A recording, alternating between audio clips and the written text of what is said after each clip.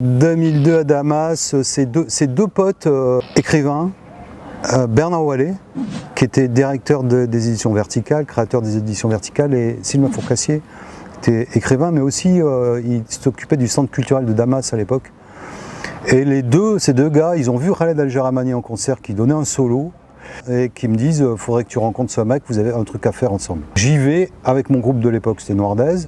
Ouais, il joue quoi en fait, on parle pas, il joue quoi. Et je tomberais dingue de sa façon de jouer, du oud.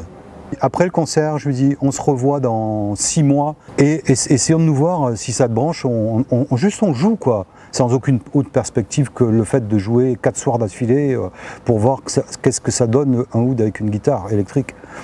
Et on ne savait pas que ça allait durer plus de 20 ans et 5 albums plus tard, on est là et voilà quoi. Je m'appelle Serge Sissoguet, je suis guitariste d'Interzone. Khaled Al-Jaramani, audiste, vous êtes bien sur le courrier d'Atlas.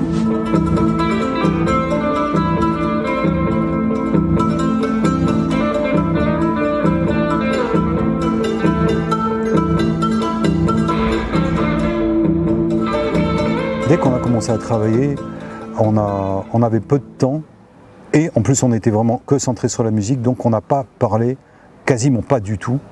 Et donc on a écrit tous les morceaux du premier album sans verbe. C'est-à-dire c'est que la musique. La musique c'est déjà une langue, tu vois.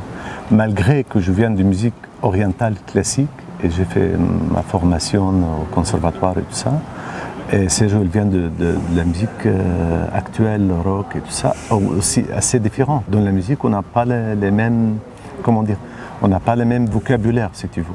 Mais malgré cette différence, on a réussi à construire notre zone, interzone. C'est ça, avec Serge, ça fonctionnait dès le début, quoi, comme si on se connaît, ça fait très longtemps. Chaque fois, je propose à Serge une idée musicale, ou c'est Serge qui me propose une idée musicale, il y a un plaisir que tu vois comment lui il prend cette idée. Le moment qu'il apprend l'idée, il transforme. Pareil, quand il me donne une idée, ça transforme tout de suite quand il arrive à moi. Et c'est ça l'interzone en fait, c'est cette mémoire qui transforme les choses à la manière magique. J'ai un son qui est toujours le même avec Interzone, qui est très simple. Sauf que je joue au médiator ou au doigt, où mon attaque est différente. Et en fait, tout le travail est là. Et suivant l'information que m'envoie Khaled, ça modifie toute ma perception de ce que je dois faire. Il faut absolument que je trouve la solution pour mettre en valeur le oud, qui me met en valeur en retour, et pour que ça fasse que ça marche ensemble en fait. C'est ça dont parle Khaled, ce truc qui est complètement fantastique. Parce que sans l'autre, on ne peut pas faire ça. Donc on a franchement besoin de l'autre, quoi.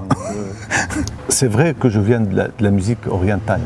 Tout de suite, quand j'ai entendu la guitare de Sergio, il m'a rappelé beaucoup de choses qui étaient cachées vraiment profondément en moi, comme la musique pour poignée de dollars, par exemple. Tu vois, il y a des choses comme ça que je dis, ah tiens, ça m'a rendu dans telle période de mon enfance. J'ai tout de suite aimé cette son de guitare, cette manière de jouer, et malgré que je ne viens pas de cette culture. Comment la résonance de deux instruments font fonctionner les timbres en fait.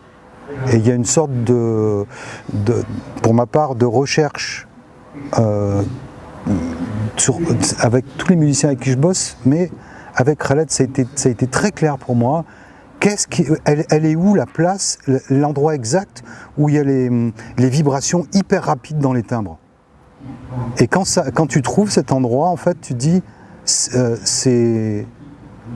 la musique des deux rentre hyper en vibration de façon extrêmement rapide. Et c'est complètement génial, parce que tu crées un son à deux, tu crées un son. Tu crées le son de notre son, en tout cas. C'est hyper intéressant. C'est une quête absolue pour moi, ce bazar.